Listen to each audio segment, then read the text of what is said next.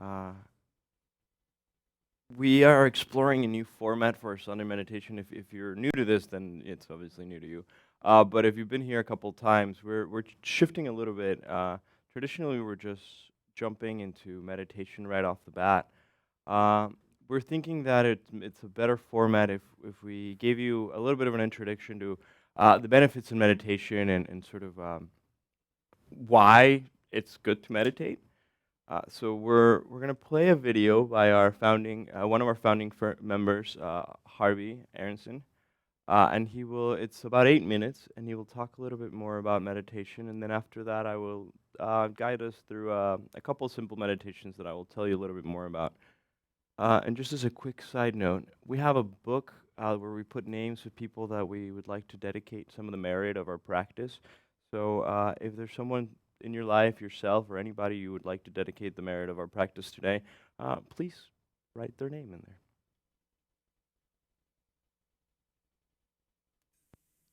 there. Most of us are drawn to practice. Most of us are drawn to practice because something in a way isn't working in our life. We want something more, we want something deeper, we want a deeper relationship with ourselves, or we would like to come out of patterns that don't work for us. And one way to describe the kinds of patterns that we're involved in is that we're involved in a whole bunch of habits and ways of responding to things that most of us, from the framework of psychotherapy, probably come to due to decisions we made when we were younger. We all learned how to survive life when we were younger, and we developed patterns that worked for us as children. Buddhism would say we work with patterns that we probably developed not only in this life, but over many, many lives. These are not really contradictory. They really dovetail fairly well. But at some point in our lives, we come to understand that our pattern behaviors are not optimal. We might be in a relationship and we may either be a person who is controlling our partner or has been controlled by our partner, and whether it be the active pole of that kind of control or the passive pole of being controlled, being in a fixated position may not work and might lead to a crisis. We might be an individual who tends to overwork, and we probably all have heard of people like this, and some of us may have experienced it ourselves. We work and work and work until we have anxiety attacks or panic attacks. Our stomach gives out, we get colitis, we get whatever. And all of a sudden we want to look at what the heck have we been doing with ourselves. We might have a kind of mañana attitude towards life. We ignore our bills, we ignore the IRS letters, and then all of a sudden we're $40,000 in debt because we have these IRS failed payments and they're garnishing our wages. And while it might even sound a little extreme, it sort of comes down like that. And some of us may have experienced that. We might have learned to use chemicals to alter our mood and take care of everything. So whatever's happening, we resort to, whether it be alcohol, prescription drugs, or non-prescription medications. And at some point, it just may not work.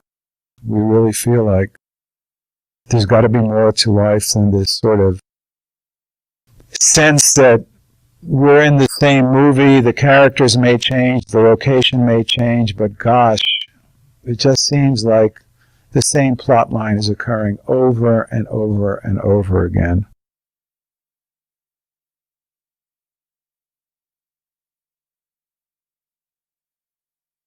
And so one way to understand the process of change is to understand the role of attention in change. And this is something that MacLeod really points out very, very well. When we're absorbed in patterns, we tend to sort of just slide into behaviors and sort of go along with automatic reactivity that is very, very predictable. So someone else gets attention at the table when there's a conversation, and we, as a matter of habit, shut down. We start feeling like, well, I'm not as important as everybody else. I'm feeling this sunken feeling. I'm not going to say anything. Nobody loves me. We go home, we eat the worms. And that may be our pattern, or we're the person who, oh, I was out with people tonight and I was shining and I showed off and everybody listened to me and aren't I great? And, I don't really know that much about other people. They always know about me and I don't really feel that connected. I wonder what that's about. We are just falling into patterns of behavior that are not, in a way, really chosen. They just occur, and we fall into that unconsciously. And so a process of bringing attention into these kinds of habitual patterns is ultimately a kind of destructive work. We're going to be looking at giving up patterns that have defined us, that do define us, and moving into a certain kind of unknown territory. And it's actually the case that real, whether it be psychological and or spiritual work, there is going to be some dismantling that's involved and maybe some discomfort.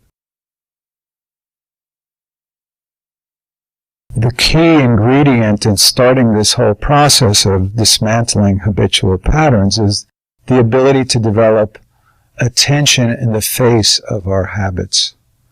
It's very, very easy to say, but very, very hard to operationalize. The capacity to actually be aware of the fact that we're in a habitual, routinized pattern. And all of us know we sometimes get upset, we get anxious, we get angry, we get upset with people on the highway, we get upset with our friends or our beloveds or our parents. And, sometimes we say our buttons get pressed, and before we know it, we're screaming and hollering and feeling like the world is coming to an end and we wish things were different. And we're saying things we know are not particularly productive. We've probably said things like this before. We feel out of control. And there may be actually almost no observation of what we're doing. We're just sort of behaving, and we're sort of in a habitual pattern. If we can bring attention into this whole process, it offers a lot of possibilities of doing things differently. The core of attention is ultimately our own innermost original mind.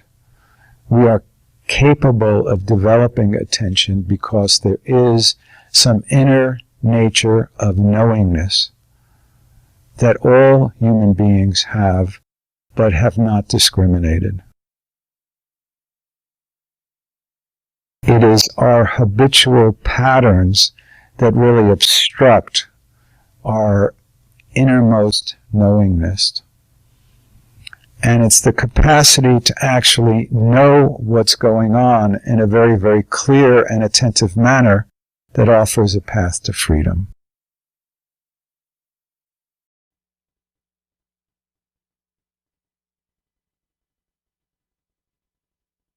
I would like to add a little bit to what Harvey was saying, just to bring it back into the context of our practice today. Our ability to notice these patterns and to come back to the present moment is very much a function on how we've trained to be able to bring ourselves back over and over again. And that is what we're doing today. That is what a meditation practice is about learning how to notice when are lost in thought in a completely different place, and the ability to come back to the now over and over again. I imagine there's probably an infinite amount of techniques to do this, and today I will share a couple of these. The first one will be a practice of using our breath as the anchor to the present moment, because our breath is sort of a subtle but coarse enough aspect of our body that is always here and now. The second one that I will and we offer here in Dawn Mountain is a chanting of the sacred syllable Hung. And we will use the syllable Hung. We'll just repeat it at our own pace uh, for a little while, maybe 2 or 3 minutes. And then I invite you to, when we subside, just to allow yourself to notice what's going on and how do you feel after that. So we will begin with focusing on our breath, and I'll give you a couple of pointers along the way.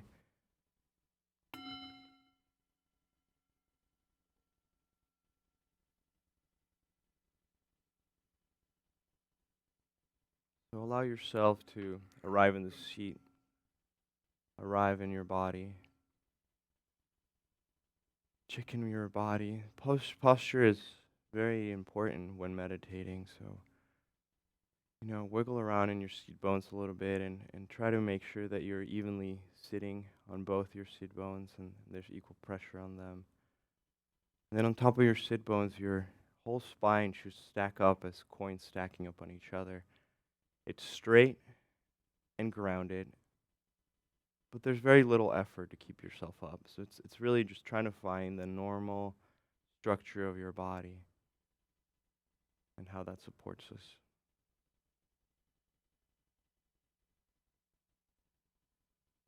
You arrive here in your body, start to notice what the quality of your breath is. Don't change it, just notice how it feels. Maybe your breath is only in the upper half of your lungs. Maybe most of it is in your belly. Maybe you mostly just feel it in your nose. Just check in with yourself. Where do you feel your breath?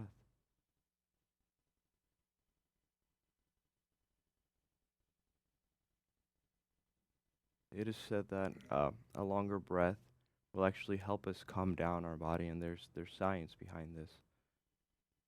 So maybe allow your breaths to get a little bit longer and allow them to get into your belly, and then expand through your chest. And then last, top off at your collarbones. And then slowly allow it to leave your body.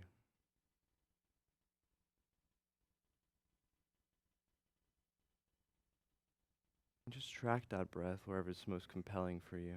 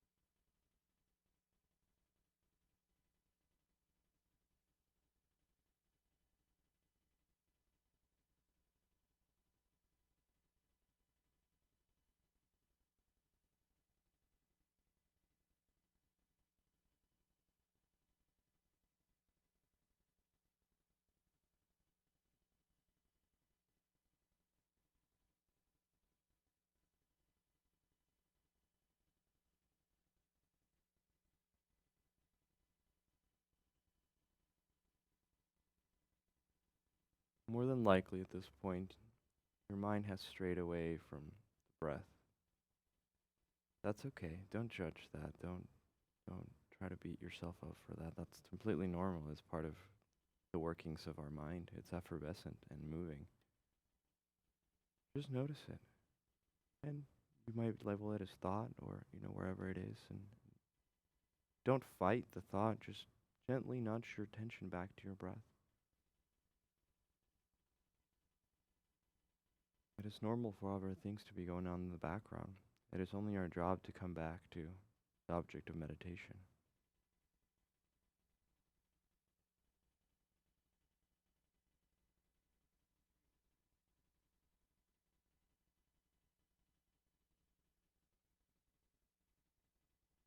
this in itself is the true practice of meditation, as I mentioned earlier, just coming back over and over.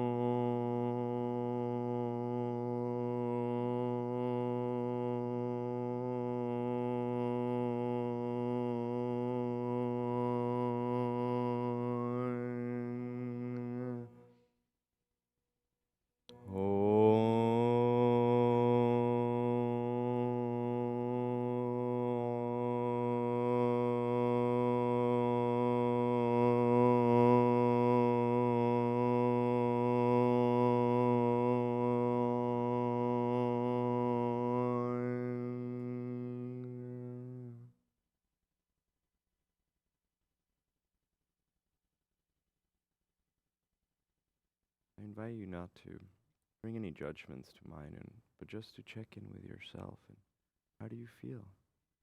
Does that work for you? Does that help you bring you to the present moment? How does that feel in your body? If you feel it in your body, where in your body is it?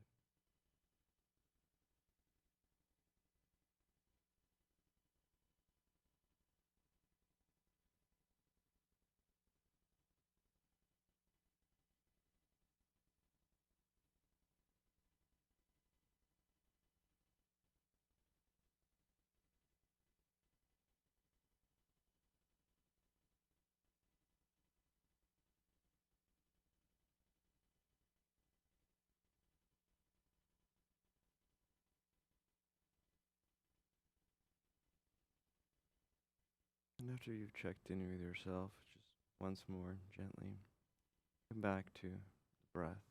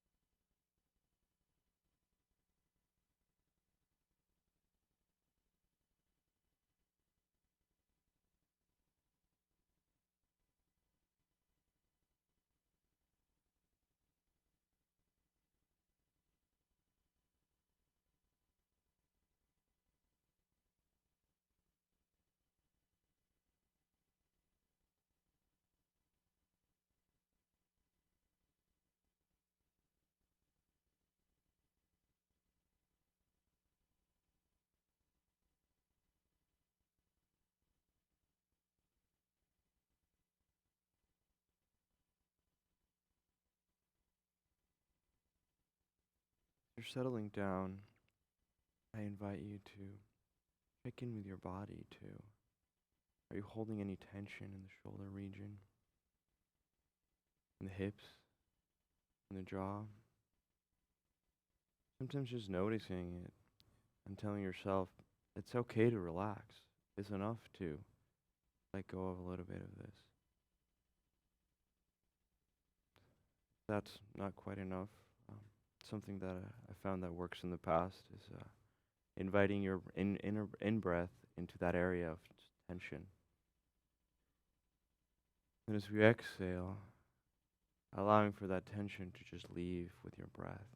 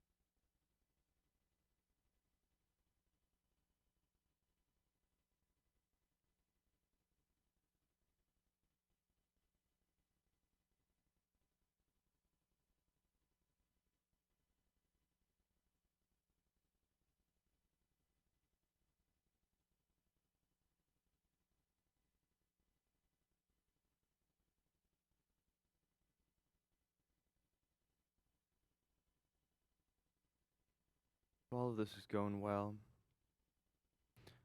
I may invite you to try to do all this process now with your eyes open, if you're not already doing so. In our tradition, there's an emphasis on working through meditation with our eyes open, and there's a good reason for this. We come to meditation not to escape our reality, but to be able to more fully and embodied interact with our daily lives.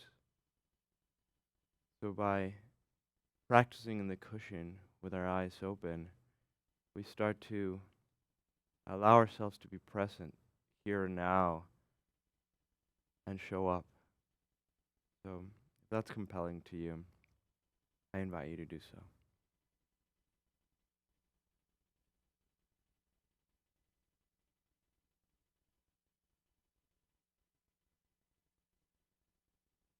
And again, coming back to the breath.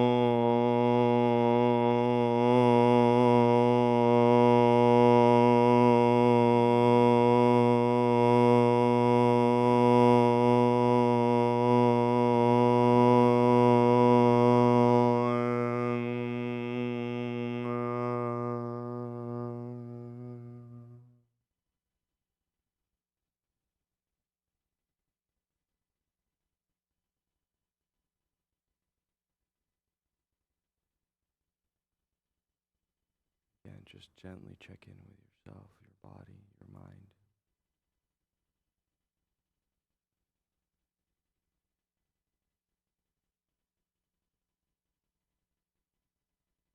And remember, there is no particular way you're supposed to feel or right answer to any of those things.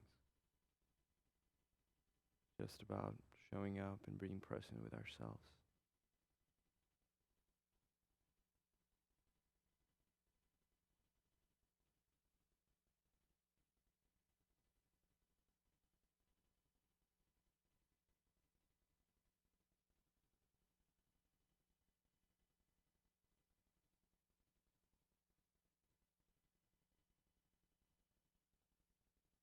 Gently come back to the breath.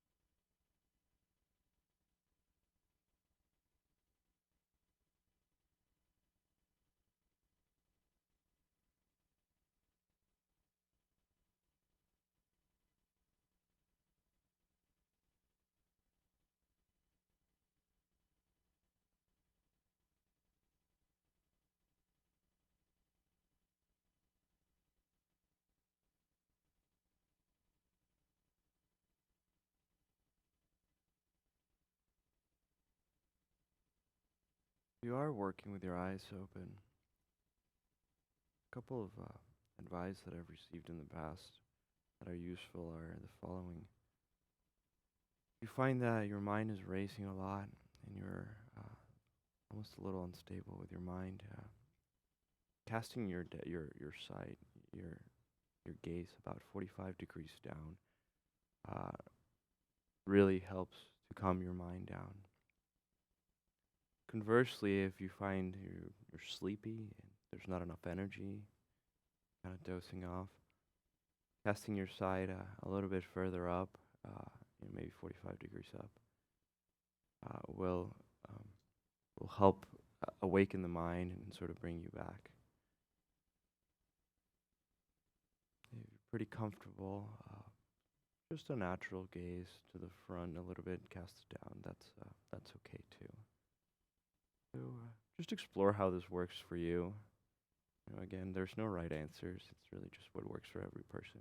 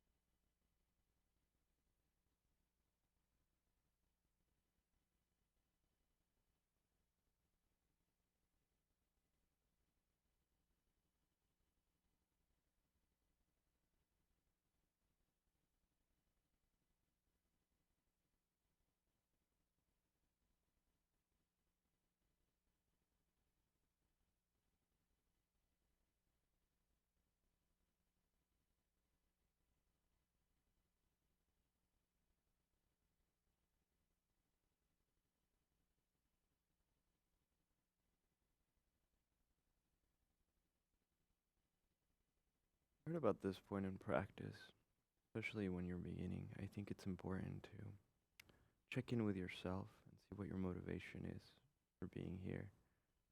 Uh, Not because it's important to anybody else, but just to know why you're doing things. Uh, and this applies not only to motivation, to meditation, but to everything in life. But I just invite you, in particular, this moment, to check in with yourself and see, why are you here? Why are you meditating? What does this mean to you?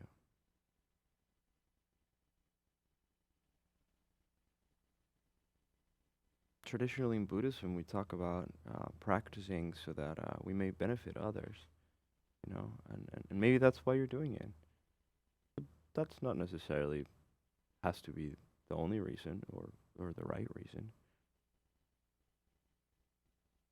Maybe you just want to be present to your subconscious. Maybe you read an article that talked about all the health benefits from meditation.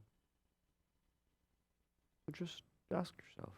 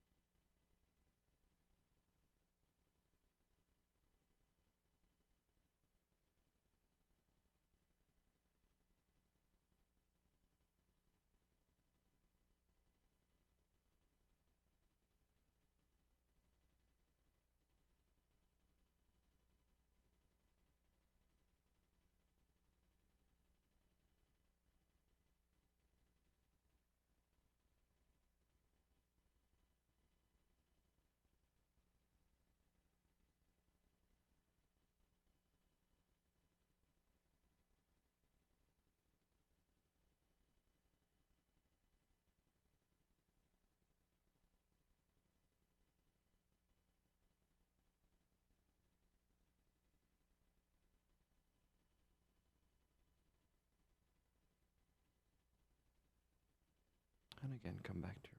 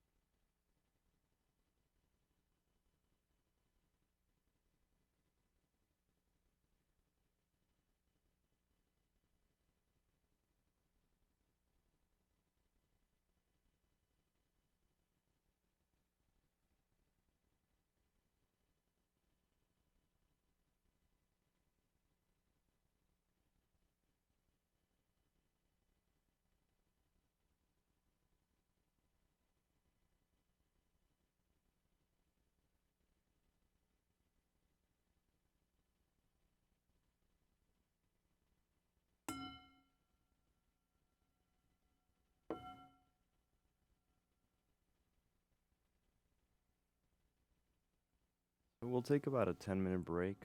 Um, Please grab some snacks and some drinks. And we'll come back to share the merit of our practice. And if you weren't here for it, there's a book where we write names of anybody who might need a extra home for their life. So please feel free to write anybody's name, including your own, and we will read those names when we come back. Thank you.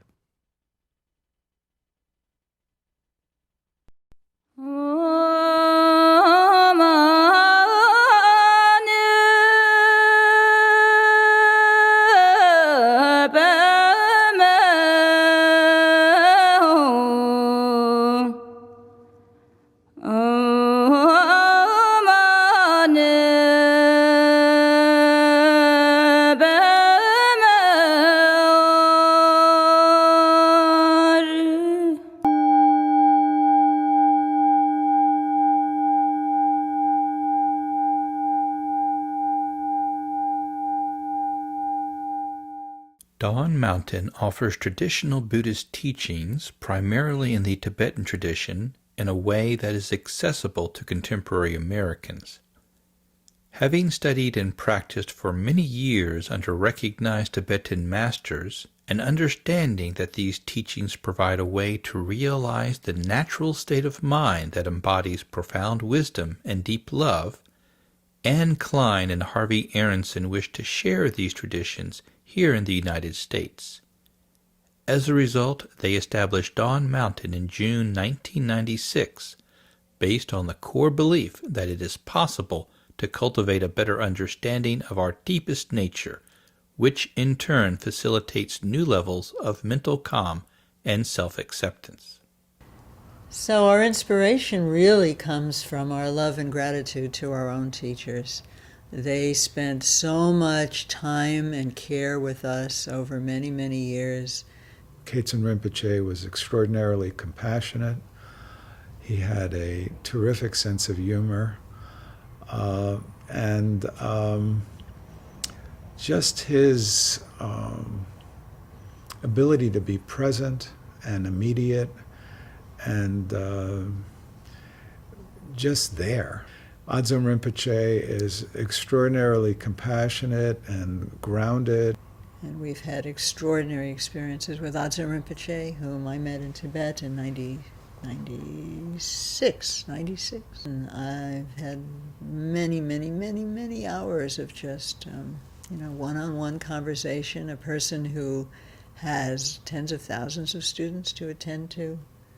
Okay, there's this wealth of cultural wisdom in Tibet. It's encoded in texts, in practices, in rituals, in art, and many people in the West are attracted to it, and yet Westerners are Westerners. We're Westerners. We're not monastics. We may dedicate our lives to practice in our heart of hearts, but we have families, we have jobs, we have all kinds of responsibilities. So how can we communicate and really experience transformation through these practices? For that, some kind of bridging is necessary. We're also a community center, nonprofit community center, which is the hub of our work extending life skills, the life skills of cultivating calm, of cultivating ease in life, of cultivating kindness. What did you do today that you liked? Make the glittery thing to show your anger. And what happened when you shook up the glittery thing? It made me feel a little bit like I wanted to meditate in peace. And then the Research Institute is where we look at what we can provide by way of information gained through research for the interested public. So we've mentioned that our own teachings here, which are drawn from work that we've done, our own translation work, our own study, and so forth, some of these will start appearing as pamphlets for practitioners here, and some of them will become books that will be published and will be widely available to the larger public. And I am right now in the process of gathering a team to translate a text from this tradition, which he powerfully feels, and which I also have a very, very strong wish to see translated. And we hope to do more of that. We've seen people telling us how their lives have changed, how their lives are improved, the comfort, the inspiration that they feel coming to Dawn Mountain. We really are inspired to envision a way that Dawn Mountain becomes a stable beacon and place of gathering for people who wish to practice at whatever level. I trust the teachings. I feel in the place. I feel that I am constantly fed. And I can feel my breathing better because of the way my legs are positioned. How long have you been sitting like that? I learned it when I started coming here. And it's not only been in the spiritual sense, but also in every aspect of my daily life. I feel that I'm less stressed out. I don't get as angry or as depressed as I used to. It's good. It teaches me how to kind of relax and be mindful and help with school and stuff like that whenever I get aggravated. One of our projects that has come to partial fruition is that we have developed a curriculum, which is posted on our website, that explains the open matrix of what a spiritual path can be, supported here at Dawn Mountain. We've slowly become aware of the power of the media. And it is clear now that there is great interest in both our broadcasts from here, and from time to time we might be able to have broadcasts from Asia with Adzom Rinpoche or his sister Anila. Without students there are no teachers, and without teachers there are no students. We all dependently create one another. So we're very, very excited by the energy that is in the community. The community is alive, it is supportive, it is growing, and it really wishes to thrive, and we want to participate in that thriving in every way that we can. But we're really talking about finding a space of shared values. And if individuals share the values that we have in terms of coming to a deep appreciation of our innermost nature, then come and participate. That's the most significant thing that we can do together. Just sharing our participation is lovely and meaningful. And anything above and beyond that, by way of offering service for this community, offering financial, flows naturally. And we expect that that will just be a natural outflow for people because of that shared interest.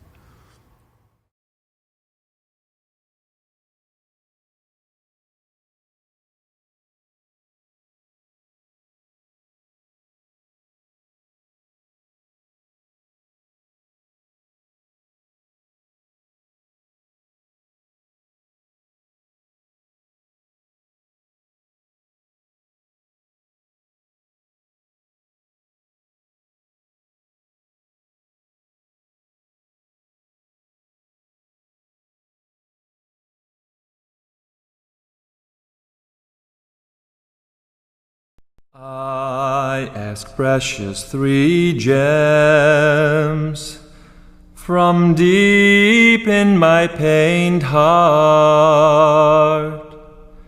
See me with compassion.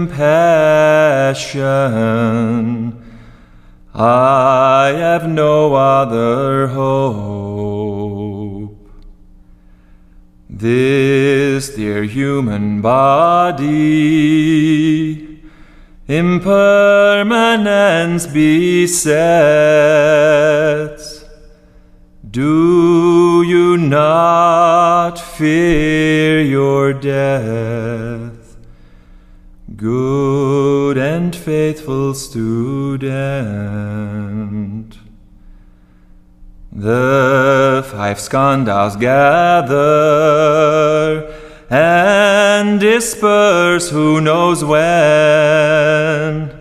Heartily think on death, good and faithful student. Karma never deceives, so give up wrongful thoughts. Engage Dharma wholly.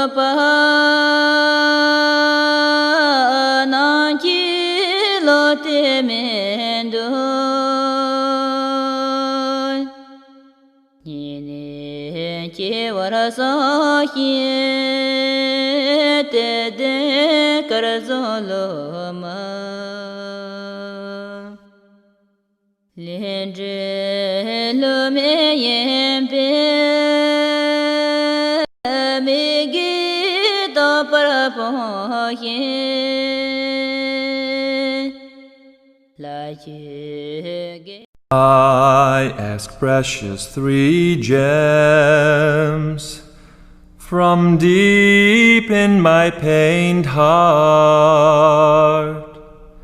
See me with compassion. I have no other hope. This dear human body, impermanence besets. Do you not fear your death, good and faithful student?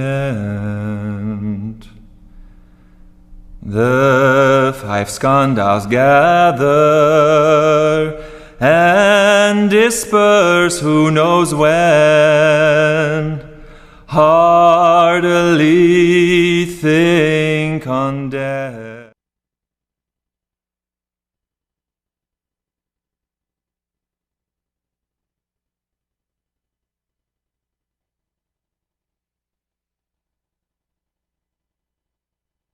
We share the merit of our practice with all sentient beings, but today in particular, we share it with Tatsu and his family, Tomako, Alan, Toby, Jessica, Gary, Rosa, Teresa and family, Leslie, Josh, Jack and family, Tia in the Bardo, Matthew in the Bardo, Chris and Martha, Monisa, Robin, Habiba, Ferozi Ali, Benish, Sana, Brandon, Mike, Ellis, Lewis, Elaine, Monica, Camachos, Nepal, Luke, Mr. Whitman, Margot, Tessa, Socks, Sikat, Peggy, Anel, Rusty, Emma, Stephen's family, Stephen, Nora, and yourself, for all the people suffering in Nepal and for all the suffering and in pain. Priscilla, Caldwell, Christopher, birds, squirrel, and animals, and all sentient beings.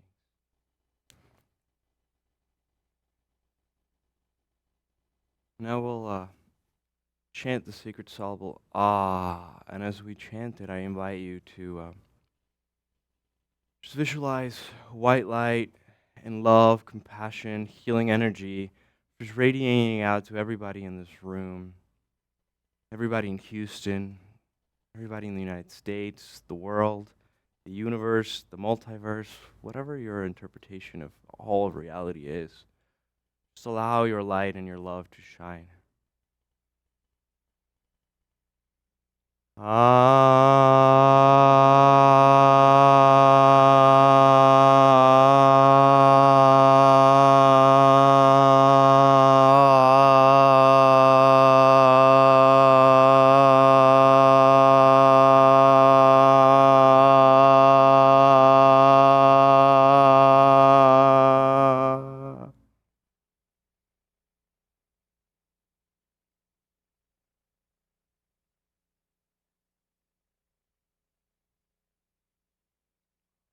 Thank you very much for coming, and I have a few announcements to share with you. The first one is, if you'd be so kind to, we have a sign-up sheet at the front, in the front room as you're coming in. Please share your name and your email address. I promise we don't really send out that many emails, maybe once a month, just a newsletter to let you know what's going on. So if you share with us, we promise we won't overextend our invasion of your email.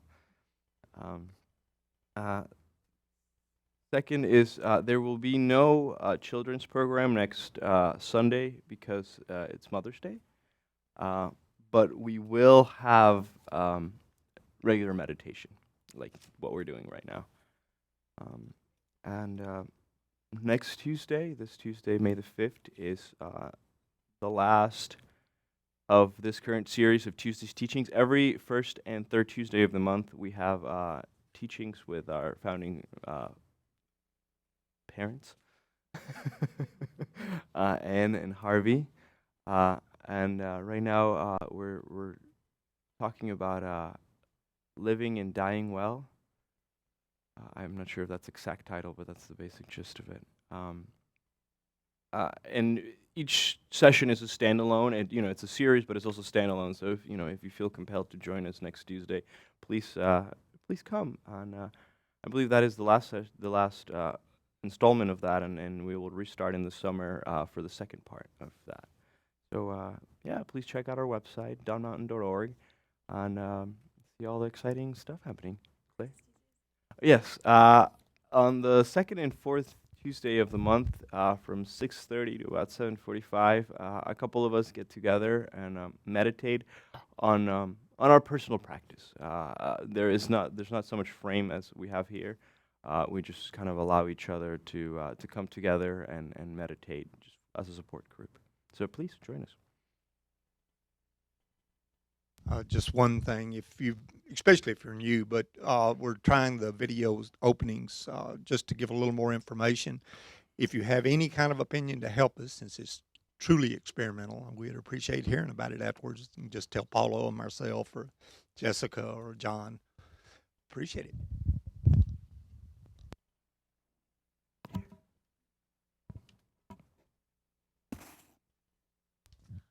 I also just wanted to say a big thank you to the entire Dawn Mountain community for that amazing party last Sunday. That was like such a huge outpouring of love, and I just wanted to say thank you.